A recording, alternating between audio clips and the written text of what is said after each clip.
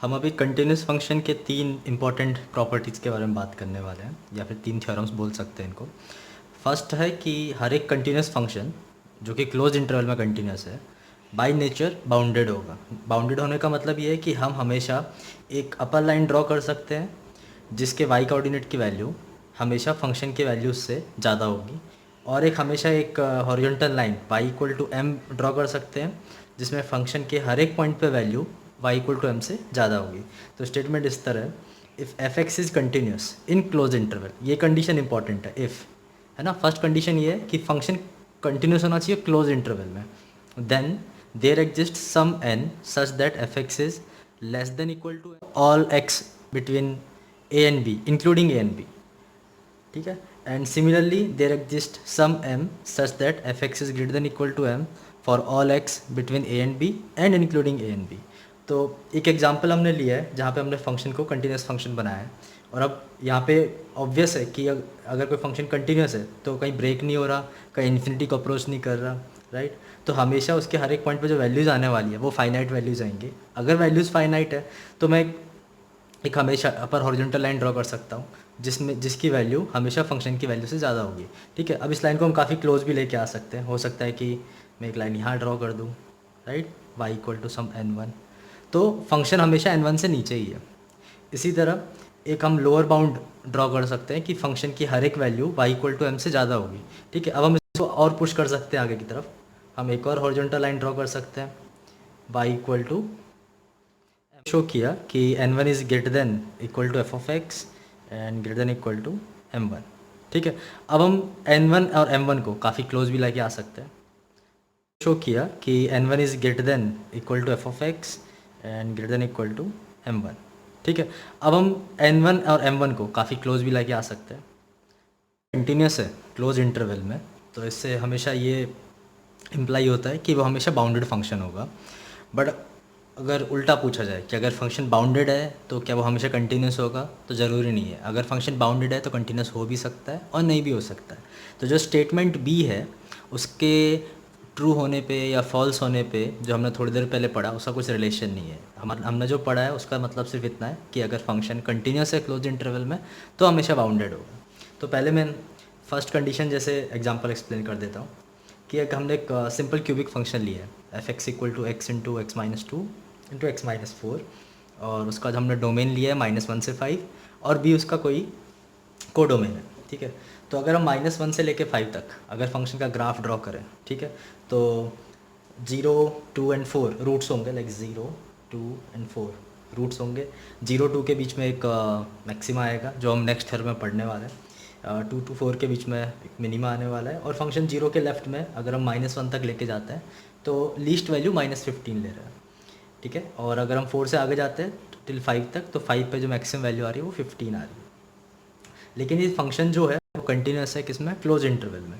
तो मैं ऊपर एक हमेशा लाइन ड्रॉ कर सकता हूँ y इक्वल टू एल। तो l की जो वैल्यू है वो हमेशा 15 या 15 से ज़्यादा है, ठीक है। और ऐसे एक मैं लोअर बाउंड ड्रॉ कर सकता हूँ m। तो m की यहाँ पे जो वैल्यू है वो -15 या -15 से कम है। तो फंक्शन अगर बाउंडेड है ना, अगर फंक्शन क्लोज इंटरवल में अगर कंटिन्यूस है तो हमेशा बाउंडेड है, ठीक है। तो हमारे पास हम ऐसा बोल सकते हैं कि f जो है वो हमेशा l से छोटा है और m से हमेशा बड़ा है, और l और m की values greater than equal to 15 और m की value less than equal to -15 है, ठीक है। तो एक सिंपल थ्योरम है। अब स्टेटमेंट बी पे चलते हैं, ठीक है। स्टेटमेंट बी क्या बोल रहा है कि अगर फंक्शन बाउंडेड है तो it doesn't imply that function will always be continuous, ठीक है। तो यहाँ पे हमने दो ग्राफ बनाए, ठीक है। तो यहाँ पे हमें दिख रहा है कि अगर मैं इस पॉइंट से लेके इस पॉइंट तक जाता हूँ तो फंक्शन बीच में कहीं ना कहीं मैक्सिमम वैल्यू अचीव कर रहा है। तो हम एक अपर बाउंड ड्रॉ कर सकते हैं उससे जस्ट बड़ा, ठीक है, जिसकी वैल्यू एल है, और एक लोअर बाउंड भी ड्रॉ कर सकते हैं इस पॉइंट से जस्ट नीचे जिसकी वैल्यू एम है। तो यहाँ पे ऑब्वियस है कि जो जी है उसकी सारी वैल्यूज़ एम और एल के बीच में है। बट हमने क्या ऑब्जर्व किया कि अगर फंक्शन बाउंडेड है, अगर बाउंडेड फंक्शन है तो कंटिन्यूटी हो भी सकती है, नहीं भी हो सकती है। तो इस चीज़ का एग्जांपल है कि फंक्शन अगर बाउंडेड है स्टिल वो डिसकंटिन्यूस हो सकता है, ठीक है।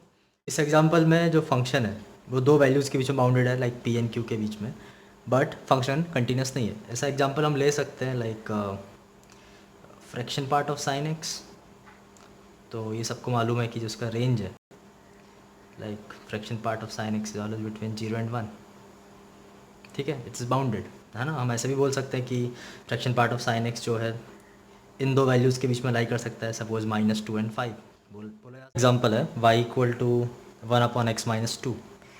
तो ये जो फंक्शन है इसमें x=2 पे असिम्प्टोट है, ठीक है, एंड इसकी जो वैल्यू है वो +∞ को अप्रोच कर रही है, इधर -∞ से स्टार्ट हो रही है। तो इसकी अगर हम रेंज लिखना चाहें तो रेंज इस तरह से है, -∞ to ∞ एक्सेप्ट 0। तो ये जो फंक्शन है वो बाउंडेड नहीं है, ठीक है। अब इसका रीज़न ये नहीं है कि ये डिसकंटिन्यूस है और जो हमने थ्योरम पढ़ी है उसको फॉलो नहीं करता है, ठीक है। थ्योरम जो है बाकी केसेस को ना प्रूव करती है ना डिसप्रूव करती है, इस चीज़ पे ध्यान देना है ना, क्योंकि डिसकंटिन्यूस फंक्शन जो है, थोड़े देर पहले एग्जांपल में हमने देखा कि जो डिसकंटिन्यूस फंक्शन है वो बाउंडेड हो भी सकते हैं और नहीं भी हो सकते हैं, ठीक है। तो थ्योरम का जो पार्ट है वो समझ लो, इम्पॉर्टेंट पार्ट ये है, थ्योरम ने सिर्फ इस स्टेटमेंट को बोला है, if function is continuous in closed interval then it is always bounded. बाकी केसेस में कंटिन्यूस फंक्शन है, सपोज अगर continuous function suppose open interval में भी है, ठीक है, तो भी वो थ्योरम का पार्ट नहीं है ना। हम एक और एग्जांपल ले सकते हैं, एग्जांपल 2, सपोज y=10x, ठीक है, एंड x का जो इंटरवल है हमने -π/2 से π/2 लिया है। अब अगर हम इसका ग्राफ बनाते हैं तो -π/2 से लेके π/2 में जो 10x है मेरा, वो ओपन इंटरवल में कंटिन्यूस है, कंटिन्यूस इन ओपन इंटरवल, ठीक है। तो इसका अगर ग्राफ बनाएं तो इस तरह का ग्राफ आएगा, ठीक है। ये जो वैल्यू +∞ को अप्रोच करेगी, ये वैल्यू जो है -∞ को अप्रोच करेगी, या हम x एक्सिस बना सकते हैं, y एक्सिस बना सकते हैं, ठीक है। तो हम अभी ये नहीं बोलेंगे कि इसमें अनबाउंडेड होने का रीज़न ये है कि ये ओपन इंटरवल में कंटिन्यूस है, नहीं, है ना। हमारा जो इनिशियल कंडीशन है, हमारा जो थ्योरम है वो इसी पे बेस्ड है कि फंक्शन जो है वो कंटिन्यूस होना चाहिए क्लोज इंटरवल में, तो हम हमेशा बोलेंगे इट इज़ ऑलवेज बाउंडेड। बाकी केसेस में कुछ भी हो सकता है ना, बाकी केसेस का हमें कोई सोचना नहीं ज़्यादा। अगर कंटिन्यूस इन ओपन इंटरवल है, अनबाउंडेड आ रहा है, कोई प्रॉब्लम नहीं है, क्योंकि ऐसे केसेस भी हो सकते हैं कि मैं ओपन इंटरवल में कंटिन्यूस बनाऊँ और फंक्शन बाउंडेड आ जाए। सपोज हम ऐसा एग्जाम्पल ले लें, राइट, ऐसा एग्जाम्पल, ये एक ऐसा एग्जाम्पल है जो कि कंटिन्यूस इन ओपन इंटरवल है बट ये बाउंडेड है, ठीक है। तो कंटिन्यूटी इन ओपन इंटरवल है सपोज फंक्शन की, तो हम कमेंट नहीं कर सकते, इन जनरल कमेंट नहीं कर सकते कि वो बाउंडेड होगा या नहीं होगा, राइट। हाँ, बट अगर क्लोज इंटरवल में कंटिन्यूस है तो हमेशा बोल सकते हैं कि वो बाउंडेड होगा। और अगर हमें उल्टा सोचना है, सपोज कि अगर फंक्शन बाउंडेड है तो फंक्शन क्या हमेशा कंटिन्यूस होगा, नहीं, उस पर भी हम कोई कमेंट नहीं कर सकते। थ्योरम ने सिर्फ इतना जो रेड में लिखा है, रेड वाला पार्ट, उतना बोला है। तो आई होप ये क्लियर है। पहली थ्योरम, शॉर्ट में IVT बोलते हैं। तो ये थ्योरम काफ़ी इंपॉर्टेंट है, ठीक है। स्टेटमेंट वाइज बहुत इजी लगता है, बट जो भी हमने इससे पहले क्वाड्रेटिक पे कभी जो लोकेशन ऑफ रूट्स पढ़ा था, या कई बार हम फंक्शन के अंदर x की वैल्यूज़ डाल के नंबर ऑफ़ रूट्स फाइंड करते हैं, तो वो सब इसी थ्योरम का यूज़ है, ठीक है। तो स्टेटमेंट क्या है वो समझ लेते हैं कि if f is continuous in closed interval, फिर से ध्यान देना इस पर कि हम सिर्फ क्लोज इंटरवल की बात कर रहे हैं, एंड जो a एंड b पे वैल्यूज़ आ रही है वो डिफरेंट है ना, f(a) और f(b) दोनों इक्वल नहीं है, ठीक है। एंड अगर हम f(a) और f(b) के बीच में कोई एक वैल्यू c पिक करते हैं, c, है ना। तो जैसे मैंने ग्राफ बनाया, ये जो फंक्शन है क्लोज इंटरवल में कंटिन्यूस है, ऑफकोर्स ये बाउंडेड होगा, वो पहले पढ़ लिया हमने। तो f(a) और f(b) के बीच में अगर हमने कोई भी एक y=c लाइन ड्रॉ की है, ठीक है, तो there exist at least one xi इसलिए लिखा है क्योंकि बहुत सारे हो सकता है फंक्शन मैनी वन हो, तो x1 x2 x3 x4 बहुत सारे पॉइंट एग्जिस्ट कर सकते हैं जिसके लिए आउटपुट सेम। तो अगर हमने c को f(a) और f(b) के अगर बीच में लिया है तो हमेशा एटलीस्ट एक x एग्जिस्ट करेगा जिसके लिए फंक्शन का जो आउटपुट होगा वो c के इक्वल होगा। तो थ्योरम का अगर हमें ईजिली समझना है तो बोलने का मतलब ये है कि अगर हमने एक फंक्शन a से b में लिया है कंटिन्यूस क्लोज इंटरवल में, तो मेरा जो फंक्शन है f(a) से लेके f(b) तक के सारे वैल्यूज़ बीच में अटेन करता है, वो किसी वैल्यू को स्किप नहीं कर सकता, ठीक है। मतलब जो उसका रेंज आएगा वो हमेशा क्लोज इंटरवल में आने वाला है, ठीक है। तो अगर कोई फंक्शन कंटिन्यूस है क्लोज इंटरवल में, तो अपने सारी वैल्यूज अचीव करने वाला है एफ ऑफ ए और एफ ऑफ बी के बीच में। तो एफ ऑफ ए से लेके एफ ऑफ बी तक उसका जो रेंज आने वाला है वो हमेशा क्लोज इंटरवल में आएगा। तो थ्योरम क्या एक्सप्लेन करती है और क्या नहीं करती है वो समझ लेना, ठीक है, क्या इम्प्लाई करती है क्या इम्प्लाई नहीं करती है। तो अगर फंक्शन कंटिन्यूस है क्लोज इंटरवल में, तो इसका मतलब ये है कि फिर फंक्शन एफ ऑफ ए से लेके एफ ऑफ बी के बीच की सारे वैल्यूज़ अचीव करेगा, ठीक है। बट थ्योरम का पार्ट ये नहीं है, this is not part of I B T, ठीक है, ये आप बिल्कुल इम्प्लाई नहीं किया, this is not part of I B T, not part of I B T. I B T ने सिर्फ ये वाली कमेंट बोला है कि अगर फंक्शन क्लोज इंटरवल में कंटिन्यूस है इन ए टू बी में, तो फंक्शन एफ ऑफ ए और एफ ऑफ बी के बीच की सारी वैल्यूज़ लेगा। तो अगर ऐसा कुछ होता है कि अगर एक कोई फंक्शन है जो एफ ऑफ ए और एफ ऑफ बी के बीच सारी वैल्यूज लेता है, तो हम ऐसा बोल सकते हैं क्या कि वो हमेशा कंटिन्यूस होगा? तो नहीं, हमेशा नहीं बोल सकते। हो सकता है वो बीच में बहुत सारे पॉइंट पे डिसकंटिन्यूस हो रहा हो, राइट। जैसे इसका एग्जांपल हम फ्रैक्शन पार्ट ऑफ एक्स बोल सकते हैं, ठीक है। तो बहुत सारे एग्जांपल है, तो मैं वो आगे एक्सप्लेन करता हूँ, ठीक है। एक हमने ग्राफ बनाया जो बहुत सारे पार्ट्स पे ब्रेक हुआ हुआ है ना, बहुत सारे पार्ट्स पे फाइनाइट जंप डिसकंटिन्यूटी मैंने इंट्रोड्यूस की है, ठीक है। तो अभी भी ग्राफ बाउंडेड दिख रहा है बट कंटिन्यूस नहीं है, वो चीज़ हम ऑलरेडी फिर से क्लियर कर चुके हैं। तो ए से लेके बी तक जो फंक्शन की वैल्यूज़ है, तो फंक्शन सपोज़ ए पे हमने इस तरह ग्राफ ड्रॉ किया कि ए पे हाईएस्ट वैल्यू ले रहा है एंड बी पे सपोज़ लोएस्ट वैल्यू ले रहा है, या हो सकता है कि ये किसी बड़े फंक्शन का पार्ट है जो हम ए से लेके बी में ही ऑब्जर्व कर रहे हैं, ठीक है। तो एफ ऑफ ए और एफ ऑफ बी के बीच में कोई भी ऐसा वाई कोऑर्डिनेट नहीं है जो हमने स्किप किया हो, है ना, राइट। जैसे अगर लग रहा हो कि ये जो पॉइंट है इसके करस्पॉन्डिंग जो वाई है वो हमने स्किप किया है क्या, बट नहीं, इससे ज़्यादा भी वैल्यूज़ है तो यहाँ कहीं पे वो कवर हो जा रहा है, ठीक है। तो हमने एफ ऑफ ए से लेके एफ ऑफ बी तक सारे के सारे जो वाई वैल्यूज़ हैं वो कवर कर लिए। तो f takes all values between f of a and f of b, but it is not continuous function, ठीक है। तो बस ये समझने के लिए थ्योरम ने जो आई वी टी थ्योरम है वो ऐसा कुछ कमेंट करती नहीं जिस तरह ये जो हम पढ़ रहे हैं। आई वी टी ने क्या बोला था कि अगर फंक्शन क्लोज्ड इंटरवल में कंटिन्यूस है और जो इंटरवल है सपोज ए से लेके बी तक है क्लोज इंटरवल, तो एफ एक्स जो है वो एफ ऑफ ए से एफ ऑफ बी तक की सारी वैल्यूज़ अचीव करेगा, वो थ्योरम का पार्ट है। उसके अलावा और कोई केसेस होते हैं जिस तरह मैंने एक केस एक्सप्लेन किया है, तो उन सारे केसेस को ना थ्योरम डिनाई करती है ना प्रूव करती है, ठीक है। अब ये जो नेक्स्ट लाइन है वो काफ़ी इंपॉर्टेंट है कि अगर कोई function close interval a to b में कंटिन्यूस है, ठीक है, तो ए से बी तक के लेके जितने भी एक्स होंगे उन सब के लिए जो फंक्शन की रेंज आने वाली है वो हमेशा क्लोज इंटरवल में ही आएगी, ठीक है। तो ये बहुत इंपॉर्टेंट है जो हम बाद में यूज़ करेंगे, ठीक है। तो ये आ गया होगा समझ में। एक्सट्रीम वैल्यू थ्योरम, ठीक है, शॉर्ट में इसको ई वी टी भी बोलते हैं, ठीक है। तो स्टेटमेंट में फिर से जो इम्पोर्टेंट कंडीशन है वो यही है कि F x is continuous in close interval, ठीक है। तो ये हमें ध्यान रखना है। तो अगर कोई फंक्शन क्लोज इंटरवल में कंटिन्यूस है, ठीक है, then there exist some u, u मतलब कोई भी एक एक्स कोऑर्डिनेट है ए से बी के बीच में, हो सकता है वो एक्सट्रीम वैल्यूज़ पे भी हो, है ना, यू का जो वैल्यू हो सकता है ए हो सकता है बी हो, या उन बीच में कुछ भी हो सकता है। तो there exist some u in close interval a to b such that f of u is greater than equal to f of x for all x belonging to a to b. तो इसका मतलब ये हुआ कि u पे जो function की value आने वाली है वो सबसे ज़्यादा है x, क्योंकि ये u जो है वो जो कोई फिक्स नंबर होगा, कोई फिक्स x कोऑर्डिनेट है, तो एफ ऑफ यू की जो वैल्यू है वो फिक्स आ जाएगी और जो x है वो वेरी करेगा। तो जितनी भी x की वेरिएबल वैल्यूज़ है उन सब से एफ ऑफ यू की वैल्यू क्या होगी, हमेशा ज़्यादा होगी। और एक केस होगा जब जो x की वैल्यू है जब u के इक्वल आएगी, तो एक मेरा पॉइंट मिलेगा जहाँ पे फंक्शन मैक्सिमम वैल्यू अचीव कर रहा है, तो उस पॉइंट पे हम बोल सकते हैं कि एफ ऑफ यू और एफ ऑफ एक्स इक्वल हो जाएंगे, ठीक है। तो कंडीशन क्या है कि अगर कोई फंक्शन कंटिन्यूस है क्लोज इंटरवल में, तो बीच में कोई ना कोई एक एक्स हमेशा एग्जिस्ट करेगा जिस एक्स पे फंक्शन अपनी मैक्सिमम वैल्यू अचीव करेगा, ठीक है। Similarly there exist some l in close interval a to b such that f l is less than equal to f of x for all x belonging to a to b, यानी कि कोई एक x exist करेगा बिटवीन a and b जहाँ पे मेरे function की मिनिमम वैल्यू आने वाली है। मिनिमम मतलब ए से बी तक के जितने भी एक्स है उन सब पे जो सबसे लोएस्ट पॉइंट होगा वो एफ ऑफ एल की वैल्यू वाला होगा, है ना, और जो ए से बी पे जितने भी एक्स है उन सब पे जो हाईएस्ट पॉइंट वाला होगा वो एफ ऑफ यू की वैल्यू वाला होगा। एग्जाम्पल लिए जो रेड वाला एग्जाम्पल है वो नॉन मोनोटोनिक केस है। नॉन मोनोटोनिक मतलब फंक्शन वन वन नहीं है, मैनी वन फंक्शन है, ठीक है। एंड ये एक केस है जिसमें फंक्शन हमेशा इंक्रीज़ कर रहा है, तो ये मोनोटोनिक केस है।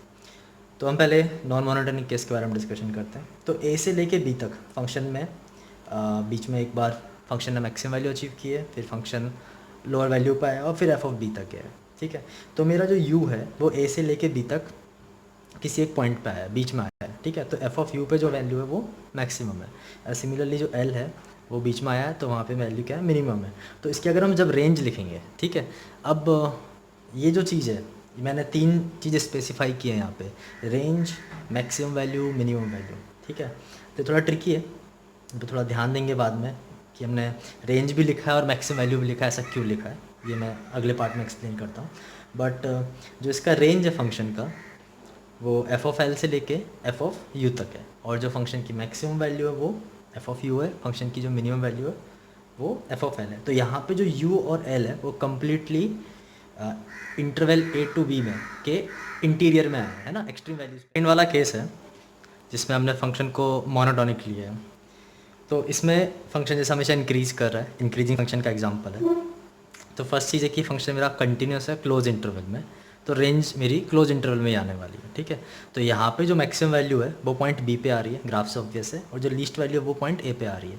तो जिस तरह मेंशन किया था कि यू जो है वो हमने क्लोज इंटरवल में लिया, तो हो सकता है कि यू जो है वो ए और बी में से किसी एक वैल्यू पे हो सकता है एल जो है वो ए और बी में से किसी एक वैल्यू पे हो। तो उसका एग्जाम्पल यहाँ पे है। तो यहाँ पे जो हाईएस्ट वैल्यू है फंक्शन की वो u x equal to b पे है, तो हम u को यहाँ पे b बोल सकते हैं। और जो लोएस्ट वैल्यू है फंक्शन की वो x इक्वल टू a पे है, तो हम यहाँ पे l को a के इक्वल कर सकते हैं। तो f max equal to f of b, f min equal to f of a, और जो रेंज है वो एफ ऑफ ए से लेके एफ ऑफ बी तक क्लोज इंटरवल।